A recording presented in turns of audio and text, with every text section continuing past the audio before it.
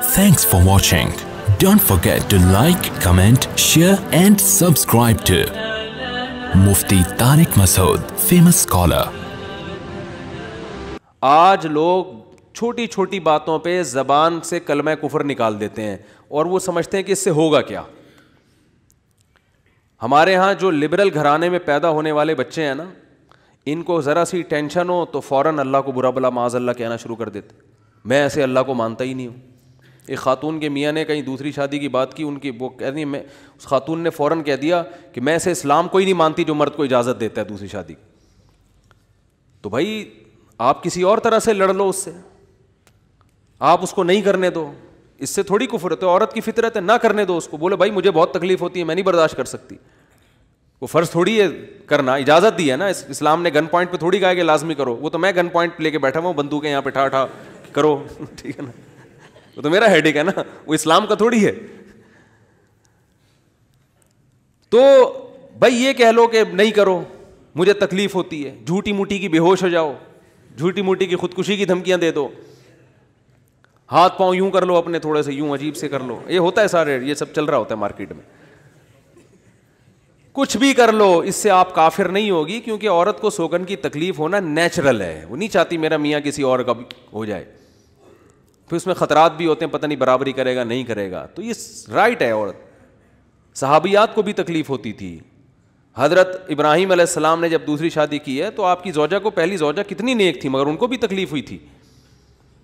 تو یہ تو نیچرل ہے. لیکن آپ اللہ پر آ جاؤ, اگر اللہ پہ اعتراضات شروع کر دو, اسلام پہ اعتراضات شروع کر دو, تو بھائی یہ اللہ سے آگے نکلنے کی کوشش ہو رہی ہے. پھر یہ کیا ہو رہا ہے, پھر اللہ نہیں بخش. دوسری تیسری شادی تو بہت دوسرا مسئلہ ہے. اللہ کہے گا تم نے مجھ پہ کیسے انگلی اٹھا دی ہے, مجھے کیسے غلط کہہ دیا. اور یہ آج کل بہت ہو رہا ہے, بات بات پہ کفر زبان سے نکال دیتے ہیں, غموں میں حوصلے چھوڑ دیتے ہیں. لوگ آ کے ملتے ہیں, یہ میرے ساتھ ٹینشن, یہ میرے ساتھ مسئلہ, یہ میرے ساتھ مسئلہ, پتہ نہیں اللہ کہاں ہے. ایک آدمی کے بچے کا انتقال ہوا, کہہ رہے یار اللہ کو میرا ہی بچہ مارنا تھا. بھائی تم کس کے مقابلے میں آ کے کھڑے ہو رہے ہو, خدا سے مقابلہ کر رہے ہو تم. تو یاد رکھو اللہ کی جو صفت ہے نا وہ ہے کبریائی, استغنا. اس سے لڑ کے, اسے برا بلا کہہ کے, اس کے خزانوں سے ایک تنکا بھی نہیں لیا جا سکتا. وہ آپ کے ان جذبات سے متاثر نہیں ہوتا. اگر آپ یہ سمجھو گے کہ میں یوں کروں گا, دیکھو باپ کے سامنے تڑیاں بعض دفعہ چل جاتی ہیں. باپ کے سامنے بعض دفعہ تڑیاں, میں ابا کو مانتا ہی نہیں جو مجھے جائیداد سے ہے نا آگ کر دیں اور مجھے گاڑی نہ لے کے دیں. ابا ہو سکتا ہے متاثر ہو کے بولیں بھائی چل یار یہ گاڑی تیرے نام کر دی میں نے, یہ پلاٹ تیرے نام کر دیا, میرا بیٹا تو مجھے ماننے سے انکار کر رہا ہے. لیکن اللہ کا اصول جو قرآن اور سنت سے پتہ چلتا ہے, جو آسمانی کتابوں سے پتہ چلتا ہے, وہ اصول یہ ہے کہ آج تک کسی نے اللہ کے خزانے سے اللہ کو معاذ اللہ برا بلا کہہ کے, اللہ پہ اعتراضات کر کے, اسلام کو برا بلا کہہ کے, اللہ کے پیغمبروں کو برا بلا کہہ کے, اس طرح سے واویلا کر کے, اگر آپ یہ سمجھتے ہو کہ اللہ کو آپ پہ ترس آ جائے گا کہ ہائے بیچارہ بہت ہی مجبور ہے, تو یہ دماغ سے ہمیشہ کے لیے نکال دو. اس سے بڑی سزا میں اللہ آپ کو ڈالے گا, اس سے بڑی سزا, اور وہ جہنم کی آگ. یہ تو کچھ بھی نہیں ہے. تبھی تو خودکشی کرنے والے پر اللہ کو ترس نہیں آتا. خودکشی کرنے والا ایک طرح سے انتقام لے رہا ہے اللہ سے کہ اللہ تو نے مجھے زندگی دی, مجھے اس قابل تو چھوڑا نہیں, تو نے تو میرے ساتھ غلط کیا, مجھے گفٹ چاہیے ہی نہیں نعمت کا. جیسے ہے نا آپ باپ نے آپ کو گفٹ دیا ہو اور آپ دشمنی میں آ کے باپ کو گفٹ واپس کر دو, مجھے نہیں چاہیے, ایسے پھینک دو آپ. تو ہو سکتا ہے باپ کا یہ اصول ہو, وہ پھر بھی وہ کہے نہیں میرا بیٹا ایسا نہیں. لیکن اللہ کا اصول نہیں ہے, اللہ کا یہ اصول نہیں. اللہ کہے گا بھائی تو کیا سمجھتا ہے, میں تجھے اور آگ میں ڈالوں گا. تو دنیا کی ٹینشنوں سے تو چاہتا تھا یہ ناکام عشق ہو گیا, عشق ناکام ہو گیا, اور یہ ہو گیا تیرے ساتھ, اور یہ ہو گیا, اور تو جاب لیس ہو گیا, اور گھر سے مہنگائی اور غربت کے تانے پڑ رہے ہیں تیرے کو, اور بے روزگاری کے تانے مل رہے ہیں, اور معاشرے میں تیری عزت نہیں ہو رہی, اور اب آ کے تو کیا کر رہا ہے, خودکشی کر رہا ہے. تو یہ سمجھ لے گا کہ میں تیرے پہ ترس کھا کے تجھے چھوڑ دوں گا. ایسا نہیں ہے. نبی صلی اللہ علیہ وسلم نے فرمایا جس نے خودکشی کی, جس طرح سے اپنے آپ کو ہلاک کیا ہے نا, تو قیامت تک برزخ کی زندگی میں اسی طرح سے اپنے آپ کو ہلاک کر کے مارتا رہے گا. اللہ کہے گا یہ زہر پی کے مرا تھا نا, زندگی دے گا اللہ برزخ میں اور کہے گا یہ زہر کی بوتل پی دوبارہ, اور اسی طرح تیری آنتیں کٹیں گی. جس طرح اپنے آپ کو مارا ہوگا برزخ میں قیامت تک اسی طرح اپنے آپ کو مارتا رہے گا وہ.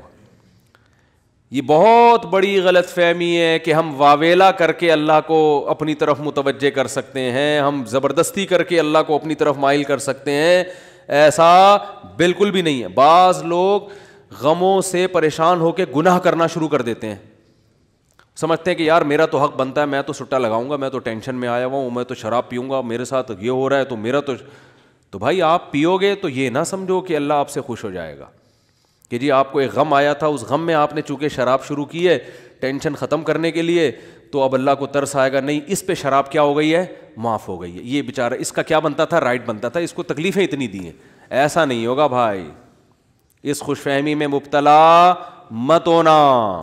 یہ اصول ہے, اللہ کا قانون ہے, یہ قرآن سے پتہ چلتا ہے, حدیث سے پتہ چلتا ہے. اللہ کو جھکنے والا بندہ پسند ہے. جو اللہ بنانا چاہتے ہیں نا اپنی مخلوق کو, وہ کیا بنانا چاہتے ہیں, میں تمہارے ساتھ اچھا سلوک کروں برا سلوک کروں, تم بندے ہو, بندے بن کے رہو, ٹھیک ہے نا, کیا رہو, تم نے بس دعا ہی مانگنی ہے, اللہ یہ سب میرے ساتھ جو ہو رہا ہے یہ ٹھیک کر دے, میں ٹھیک کروں نہ کروں, تم نے ساری عمر کیا کرنا ہے, بس یہی مانگنا ہے کہ اللہ ٹھیک کر دے, اللہ محتاج ہیں, اللہ یہ بھی ٹھیک ہو جائے, اللہ یہ بھی ٹھیک ہو جائے, اللہ بے روزگار ہوں روزگار دلا دے, میری مرضی روزگار دوں یا نہیں دوں, نہیں بھی دوں تم نے یہی کہنا ہے اللہ دلا دے. ساری زندگی اسی دعا میں گزارنی ہے تم نے, چاہے میں تمہاری دعا قبول کروں چاہے تمہاری دعا قبول نہ کروں, کیونکہ تم بندے ہو, میں خدا ہوں, خدا تم تھوڑی ہو, تمہاری تھوڑی چلے گی زمین پہ. بہت سے لوگ یہ فالٹ ہے, دعائیں نہیں قبول ہو رہی تبھی تو وظیفوں کی طرف جاتے ہیں, اولاد نہیں ہو رہی کوئی وظیفہ بتا دے, او بھائی دعا مانگ لے, اولاد کہہ رہے دعا تو مانگ کے دیکھ لیا ہے وہ تو ہو ہی نہیں رہی, تو کوئی ٹیکنیکل طریقہ ہو اولاد کا, سے کیسے ہو جائے گی بھائی, ٹیکنیکل طریقے تو نہیں ہے. یونس علیہ السلام جب مچھلی کے پیٹ میں تھے, کتنا بڑا غم لگا نا آپ کو, یونس علیہ السلام مچھلی کے پیٹ میں, تو اللہ سے آپ نے دعا مانگی, وظیفہ نہیں پڑھا ہے. وظیفے پڑھنا بھی جائز ہے اگر کوئی قرآن و آیتیں ہیں تو کوئی گناہ نہیں ہے, لیکن جو اصل جو اسلام کی روح ہے وہ کیا ہے, دعا. تو یونس علیہ السلام نے مچھلی کے پیٹ میں دعا مانگی, لا الہ الا انت سبحانک. دیکھو حضرت یونس علیہ السلام, ہمارا جو مزاج ہے نا وہ کیا ہے, یونس علیہ السلام کئی سال اپنی قوم کو تبلیغ کرتے رہے ہیں, قوم باز بولو نہیں آئی. حضرت یونس کو یقین ہو گیا اس قوم پہ عذاب آنے والا ہے, تو آپ نے اللہ سے نہیں پوچھا, اس لیے کہ آپ کا خیال تھا بھئی یہ عذاب تو آئے گا, تو میں اللہ کے خوف سے اب بستی کو پہلے چھوڑ دیتا ہوں. میں آپ سے یہ اجتہادی خطا ہوئی, یہ اجتہادی خطا ہوئی کہ بھئی اللہ کی پرمیشن کے بغیر آپ نے قوم کو کیوں چھوڑا. حالانکہ اس اجتہادی غلطی کے پیچھے جو اس کی بیس تھی وہ بیس بہت اچھی تھی, وہ اللہ کا خوف اور اللہ کی خشیت. اللہ کے عذاب سے بھاگنا یہ تو حکم ہے نا, فنٹر بننے کی تھوڑی اجازت ہے کہ جہاں عذاب آ رہا ہے تو کھڑے رہو وہاں دیکھو, ایسا تھوڑی ہے. قوم لوط پر جب عذاب آیا تو جو اہل ایمان تھے ان کو حکم تھا پیچھے مڑ کے بھی نہیں دیکھنا ہے, اس عذاب کو دیکھنے کی بھی اجازت نہیں, ڈرو اس سے بھاگو. جب قوم عاد قوم سمود کی بستیوں سے نبی گزرتے تھے تو چہرے پہ کپڑا ڈال کے جلدی اپنی رفتار بڑھاتے تھے, بھئی یہ اس عذاب کو اپنی آنکھوں سے بھی نہ دیکھو, خوف پیدا ہوتا ہے اس سے. تو اتنا زیادہ آپ صلی اللہ علیہ وسلم خوف زدہ ہوتے تھے. تو اللہ کے عذاب سے تو دور بھاگنے کا حکم ہے. تو اب یہاں کیا ہے کہ کیا بات چل رہی تھی یار, حضرت یونس علیہ الصلوۃ والسلام اللہ کے عذاب کے ڈر سے اپنی قوم کو چھوڑ کر نکل گئے. یہ بیس بالکل ٹھیک ہے بھائی, جب اللہ کا وعدہ بھی یہی ہے کہ جو قوم ایمان نہیں لے کر آئے گی تو میں اس کو تباہ کر دوں گا. تو حضرت یونس علیہ السلام کو خیال ہوا کہ بھائی یہاں سے نکل جاؤ. جب بیٹھے ہیں کشتی میں, کشتی ڈوبنے لگی تو ملا نے کہا بھائی وزن کشتی میں زیادہ ہے, ایک آدمی کو نیچے اترنا پڑے گا ورنہ سب ڈوب جائیں گے. کون اترے گا بھائی, قرآن اندازی ہونی چاہیے. قرآن اندازی میں نام کس کا آیا, یونس علیہ السلام. تو بتاؤ ہم ہوتے, ہم کہتے ساری زندگی تبلیغ کرتا رہا, اب جب عذاب آنے والا ہے تو اللہ کے خوف سے ہی نکلا میں, اس کا صلہ یہ مل رہا ہے کہ ڈوبنے والا کون ہے, بولو میں ہی ہوں. بھائی مجھے تو زیادہ پروٹوکول اللہ تعالیٰ کو 6 کشتیاں میرے لیے پہلے سے سمندر میں رکھنی چاہیے تھی نا, کیا ہو گیا؟ یہ ہماری سوچ تو یہی ہے کہ میں نے چونکہ فجر کی نماز پڑھی ہے تو میری دکان پہ کسٹمر 6 گنا زیادہ آنے چاہیے, پیسے سارے وہ کما رہے ہیں, نمازیں میں پڑھ رہا ہوں. اچھا میرے پر لوگ اعتراض یہ بھی کرتے ہیں کہ احتیاط اس نے کی, اس کو کرونا ہو گیا, اس نے احتیاط نہیں کی, اس کو نہیں ہوا, یہ مفتی لوگوں کو الو بنا رہا ہے. تو بالکل یہی ہے کہ نماز میں پڑھ رہا ہوں, روٹی کس کو مل رہی ہے؟ اس کو مل رہی ہے. احتیاط میں کہہ رہا ہوں, وہ کرونا بھی مجھے ہی ہو رہا ہے. ٹھیک ہے نا, ٹھیک ہے نا. تو اب اللہ سے تھوڑی کوئی لڑ سکتا ہے بھائی, تو اللہ کی مرضی جو اب احتیاط کے باوجود بھی کسی کو بیماری لگا دے, اور ایسے ہے گلے مل رہے ہیں اور روزانہ چھینک رہے ہیں ایک دوسرے کے منہ پہ, انہیں کچھ نہیں ہو رہا, وہ تو اب اللہ کی مرضی, اللہ سے تھوڑی کوئی لڑ سکتا ہے. لیکن ہم تو ظاہر کے مکلف ہیں نا, ہم تو اسباب کے مکلف ہیں, تو اس لیے حکم دیا جاتا ہے احتیاط کا. تو خیر جب تک کرونا ختم نہیں ہوگا ہم بھی آپ کا پیچھا نہیں چھوڑیں گے, یہ ذہن میں رکھو آپ. تھوڑا تھوڑا جیسے 4 شادیاں آتی ہیں نا تڑکے میں, اس طرح یہ بھی آتا رہے گا تڑکے میں, کیونکہ لوگ نہیں کر رہے احتیاط تو کیا کریں. اچھا خیر بات ہی کہاں چل رہی تھی؟ تو یونس علیہ السلام کی جگہ ہم ہوتے تو بھائی ہماری حالت کیا ہوتی ہے. اللہ جیسے تبلیغ میں ہم میں سے کوئی گیا ہوا ہوتا 4 مہینے کے لیے, 4 مہینے کے لیے تبلیغ میں نکلے ہوتے, اللہ کے راستے میں واپس آ رہے ہوتے تو پتہ چلا کچھ یعنی کنوینس ہی نہیں مل رہی, پولیس والے پکڑ کے لے گئے, کسی کیس میں بند کر دیا, تو کیا وسوسے آتے ہیں دماغ میں. جیسے حج کرنے گئے نا, ایک آدمی حج کرنے گیا, لٹ گیا وہاں پہ نا جیب کتروں نے, تو وہ کہہ رہا ہے اللہ میں نے تو سنا تھا حاجی تیرے مہمان ہوتے ہیں, تو ہم نے تو دنیا میں کسی کو نہیں دیکھا کسی نے اپنے مہمان کس کی یہ انسلٹ کی ہو. ٹھیک ہے نا, ہم نے تو نہیں دیکھا, میں تیرا مہمان بن گیا اور کچھ بھی نہیں بچا میرے پاس, سب کچھ ہی لٹ گیا. تو جلا ہوا آدمی تھا. تو یونس علیہ السلام کی جگہ کوئی اور ہوتا, ہم جیسے نالائق ہوتے, تو ہم کہتے ہیں اللہ ساری زندگی قوم کی مخالفت لے کے تبلیغ کرتا رہا, اپنا تن من دھن لگا دیا, نہ کاروبار کی طرف توجہ, نہ کوئی پیسے کمانے, جو روکھی سوکھی ملی کھا لیا. پیغمبروں کا تو کوئی اجرت بھی نہیں ہوتی, وہ تو بالکل ہی اللہ توکل پہ چل رہے ہوتے ہیں.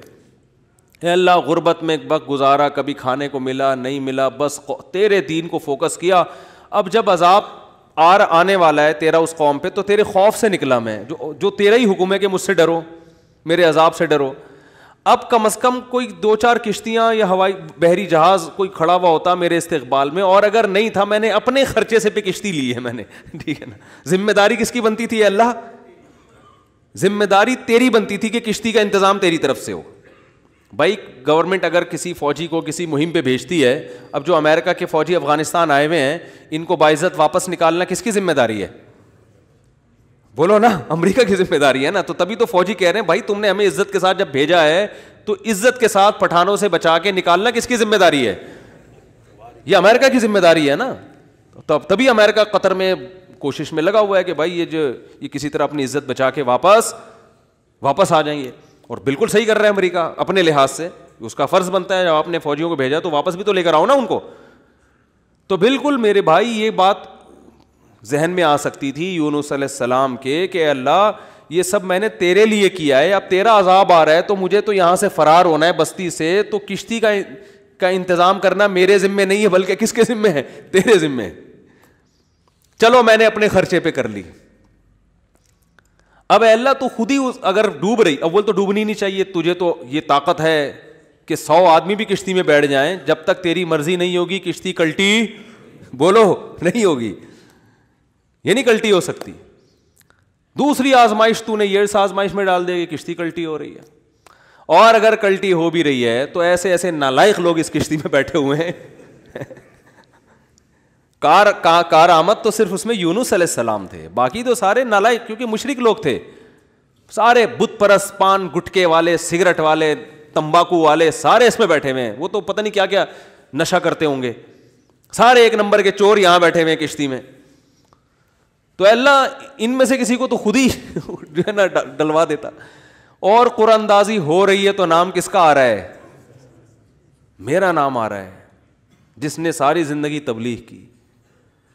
تو اور پھر کمال یہ کہ بڑی آزمائش کیا کہ چلو کشتی میں اگر چھلانگ لگا کے نیچے گرنا ہی تھا, ان لوگوں نے ڈال دیا بھائی آپ کا نام آیا آپ کو اترنا پڑے گا.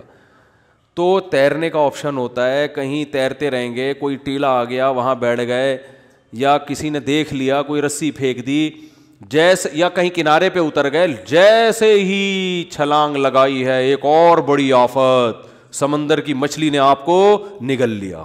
کتنا خوف, ایک حرف زبان سے ناشکری کا نہیں نکل رہا پیغمبر کی, کہ اللہ مروا دیا تو نے. تو یہ کیا خوف ہوتا ہے, سمندر کا اپنا ایک خوف ہے بھائی, کبھی یہاں نہیں سمجھ میں آئے گا, جاؤ سمندر میں جا کے پتہ چلے گا.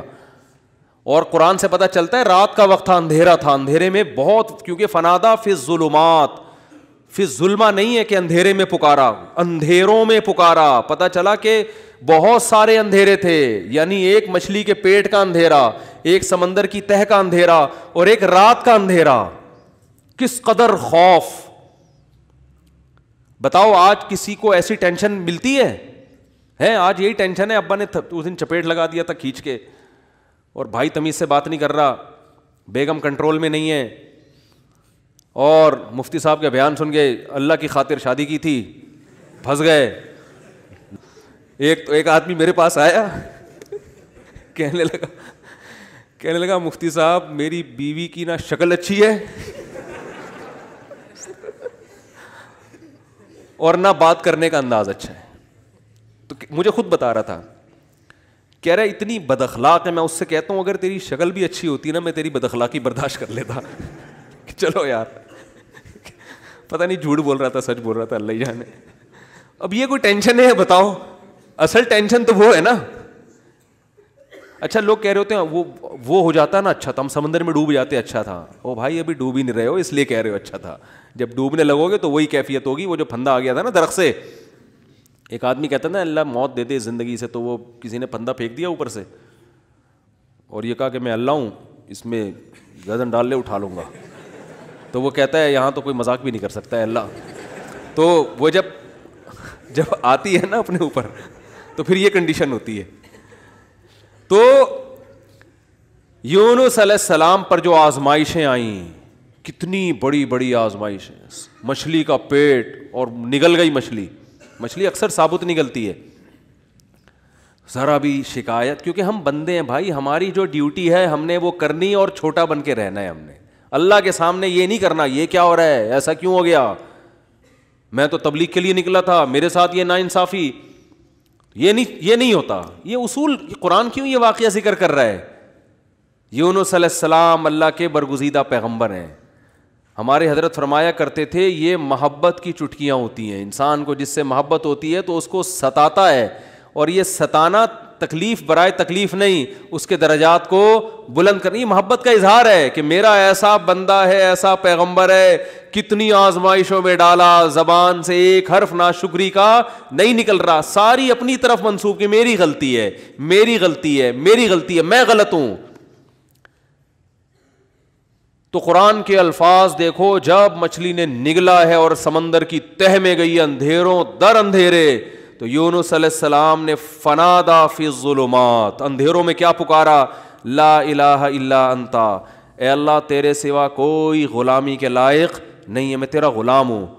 انی کنت من الظالمین, میں ہی غلط ہوں, تو غلط نہیں ہے, مجھ سے کوئی غلطی ہوئی ہے اور میں تجھ سے استغفار کرتا ہوں. ان کو احساس ہو گیا کہ میں جو بغیر پرمیشن کے آیا ہوں, شاید یہ اس لیے ہو رہا ہو میرے ساتھ. دیکھو اپنے آپ کو غلط ثابت کرنے کے لیے دلائل تراشے جا رہے ہیں. کوئی اللہ نے وہی تھوڑی کی تھی اس وقت کہ آپ غلط ہیں. بس اس عمل سے اندازہ ہو گیا کہ بھائی اور تو میں نے مجھے نہیں لگتا میرے سے کوئی گناہ ہوا ہو, تو مجھے لگتا ہے کہ یہ ہے جس کی وجہ سے اللہ کیا ہے, مجھ سے ناراض ہے. تلاش کر رہے ہیں, کوئی اپنی مسٹیک تلاش کریں, اپنے آپ کو غلط کہیں.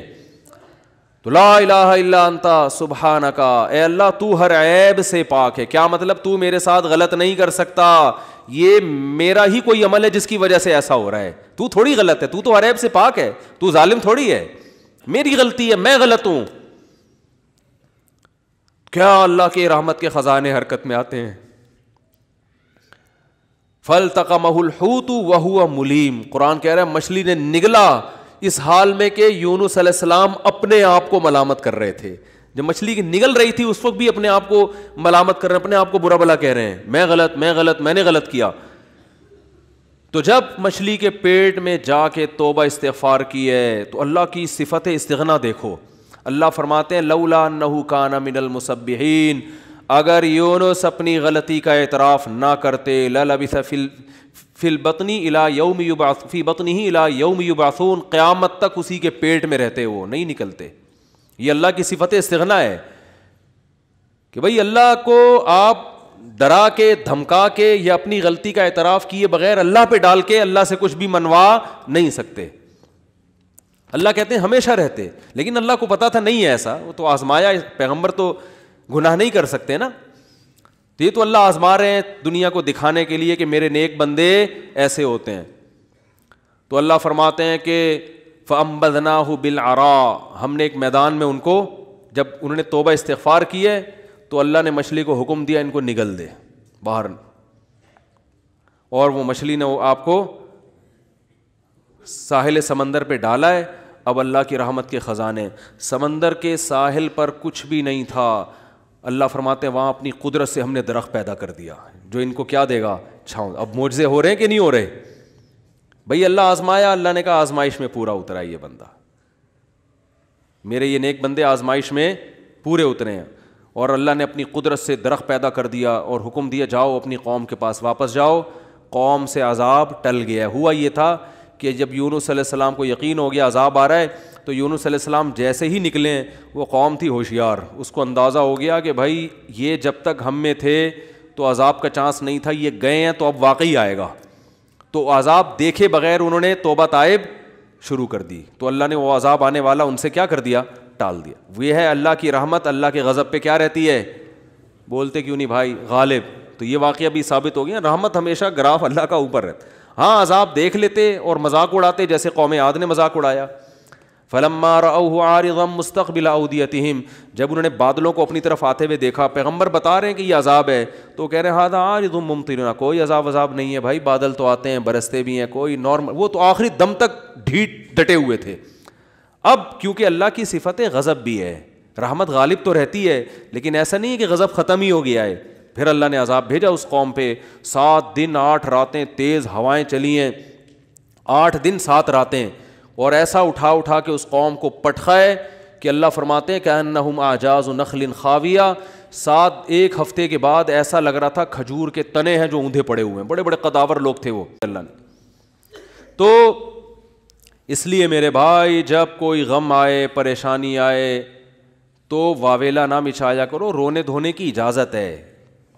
یہ بے صبری نہیں ہے, جب انسان کو غم ہوتا ہے روتا بھی ہے, ہائے ہوئے بھی کرتا ہے, لیکن اللہ کو برا بلا کہنا شروع کر دینا, میرے ساتھ اللہ یہ کر رہا ہے, میرے ساتھ اللہ میں ہی میرا ہوں اللہ کو. آپ کا کام ہے غلامی, مانگتے رہنا ہے, مانگتے رہنا ہے, مانگتے رہنا ہے. اکثر ایک واقعہ علماء بتاتے ہیں, کتابوں میں لکھا ہوا ہے کہ ایک بزرگ حج کرنے جاتے تھے, حج کرنے کے بعد ندا آتی تھی قبول نہیں ہوا. کیا ندا آتی تھی؟ قبول نہیں ہوا. تو دوبارہ چلے جاتے اگلے سال, جب حج کرتے پھر ندا آتی قبول نہیں ہوا, وہ پھر چلے جاتے. تو کسی نے کہا کہ آپ خود ہی بتاتے ہو کہ جب میں حج سے فارغ ہوتا ہوں آسمان سے ایک ندا آتی ہے کہ قبول نہیں ہوا, تو پھر کیوں جاتے ہو بار بار. تو انہوں نے کہا بھائی میرا کام ہے حج کرنا, اپنی کوتاہیوں کی اصلاح کرنا, قبول کرنا کس کا کام ہے؟ اللہ کا. اب اللہ سے تو لڑ تھوڑی سکتا ہوں, اور یہ بھی نہیں ہے کہ اب فنٹر نہیں بنو کہ اب تو ہم نہیں جائے گا بھائی, اب تھوڑی 2 دفعہ چلے گا, 3 دفعہ چلے گا, ہر دفعہ یہ آواز آ رہی ہے, اب تھوڑی ہمارے پاس اور بھی دنیا میں غم ہے بھائی, یہ حج ہی کرتے رہیں گے کیا؟ یہ ہوتا اصل میں لوگوں کا یہ رویہ ہو گیا ہے. دعا میں بہت ہو رہا ہے یہ, یار ہم نے دعا, مفتی صاحب 6 دفعہ دعا مانگ لی پھر بھی فائدہ نہیں ہو رہا. اب یہی تھوڑی کہ دعا مانگتے بول نہیں رہے ہوتے, مفتی صاحب سے ڈر رہے ہوتے ہیں. تو بھائی اتنا اللہ سے ڈر لو, وہ بعض تو بول بھی دیتے ہیں. تو بھائی 6 دفعہ 10 دفعہ 100 دفعہ دعا مانگنے میں کیا جا رہا ہے یار؟ اللہ کے سامنے ہاتھ اٹھا کے مانگنے سے زیادہ بھی کوئی مزیدار عمل ہو سکتا ہے؟ نہیں قبول ہو رہی, اہل اللہ کہتے ہیں نہیں قبول ہو رہی نا, اس میں مانگنے میں اور زیادہ مزہ ہے, ٹھیک ہے نا, اس میں مانگنے میں یہ اللہ ایمان کا امتحان لے رہا ہے. تو ہم غیب پر ایمان کے دعوے دار ہیں, اللہ تو نہ قبول کر, ہم تو مانگتے رہیں گے, ہمیں مزہ اسی میں آتا ہے. حضرت عمر رضی اللہ تعالیٰ عنہ کا قول ہے کہ مجھے اس سے غرض نہیں ہے کہ میری دعا قبول ہو رہی ہے کہ نہیں ہو رہی, یہ تو میرا کام ہی نہیں ہے کہ یہ اللہ کی ذمہ داری ہے, یہ ہماری ٹینشن یہ تو میں حضرت عمر کے الفاظ اپنی زبان میں بتا رہا ہوں, یہ ہماری ٹینشن ہے ہی نہیں, یہ تو اللہ کا کام ہے نا, قبول کرنا تو اس کا کام ہے. فرمایا مجھے اس کی فکر ہوتی ہے کہ دعا مانگنے کی توفیق مل رہی ہے کہ نہیں مل رہی. ایسا نہ ہو مایوسی اتنی پیدا ہو جائے کہ دعا مانگنے ہی کی توفیق چھن جائے. یہ ڈینجرس ہے, یہ خطرناک ہے کہ اللہ نے آپ کو اپنے در سے محروم کر دیا, ہاتھ اٹھانے کی توفیق سلب کر لی. اور آج لوگوں میں یہ نظر آتا ہے دعا مانگنے کی توفیق نہیں مل رہی, کیونکہ ان کی پوری نظر اسباب پہ ہوتی ہے, اللہ پہ نظر ختم. یہ بہت خطرناک ہے. دیکھو اسباب پہ نظر رکھو گے, ہو سکتا ہے اسباب اختیار کر کے کام تو ہو جائے, لیکن اللہ کی جب عدالت میں کیس لے کے جاؤ گے, فائل داخل کرو گے, وہاں سے جو کام جب منظور ہوگا نا, اس کام کی نوعیت میں اور آپ کے کام کی نوعیت میں زمین اور آسمان کا فرق ہوگا. جب اللہ کے سامنے کیس لے گئے, کام خراب بھی ہوگا تو بنے گا, اور جب اسباب پہ نظر رکھو گے بنے گا بھی تو ہو سکتا ہے اس میں خیر نہ ہو, یہ کوئی الٹا کام ہو رہا ہو. جس کام سے آپ نے اللہ کو نکال دیا اب اس میں خیر کی توقع نہ رکھیں.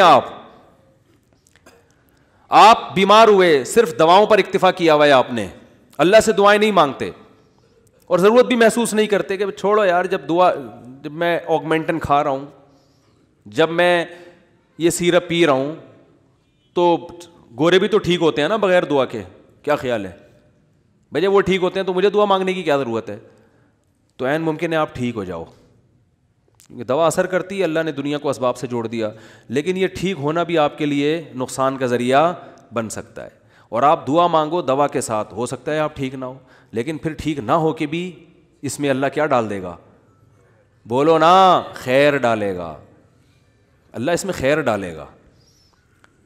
جیسے یونس علیہ السلام کو مچھلی کے پیٹ میں اللہ نے داخل کیا ہے ان کے درجے کو اور بلند کرنے کے لیے. اگر یونس علیہ السلام کے ساتھ یہ مچھلی والا واقعہ نہ ہوتا تو شاید یونس علیہ السلام کا ذکر قرآن مجید میں نہ ہوتا, کیونکہ پیغمبر تو لاکھوں آئے ہیں نا, سب کا تذکرہ تھوڑی ہے.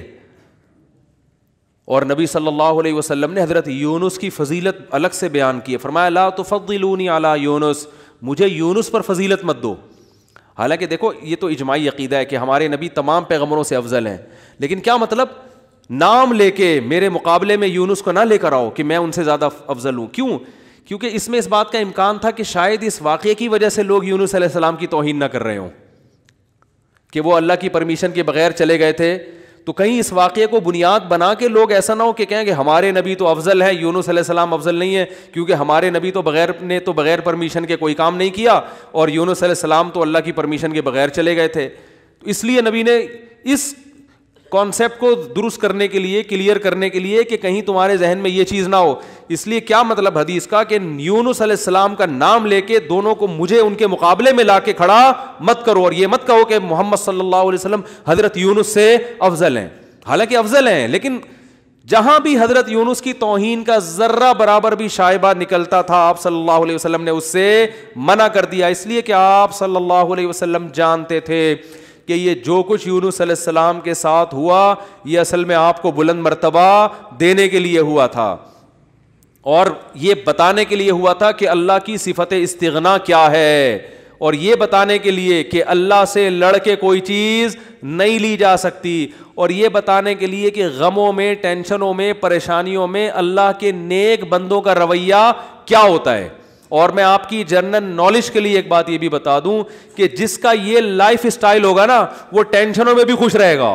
ویسے ہی ٹینشن ختم کر لیتے ہیں اللہ اس سے, کیونکہ وہ ہر ٹینشن کو کس کی طرف سے سمجھ رہا ہے؟ اللہ کی. تو جب اللہ ہمارا ہے اور وہ اپنے بندوں کا اچھا چاہتا ہے تو اس میں ٹینشن دے کے بھی ہماری کیا ہوگی, اس میں خیر ہی ہوگی. اس نے یعقوب علیہ السلام سے جو بیٹا چھینا تو یعقوب علیہ السلام کو نوازنے کے لیے چھینا. یوسف علیہ السلام کو جو بچپن میں باپ سے الگ کر دیا مصر کا بادشاہ بنانے کے لیے کیا اس نے, نہ چھنتے نہ بادشاہ بنتے. تو ہمارا کام ہے ہر برائی اپنے کھاتے میں ڈالیں, سمجھ رہے ہو کہ نہیں سمجھ رہے, اور ہر اچھائی کس کی طرف منسوب کریں؟ اللہ کی طرف.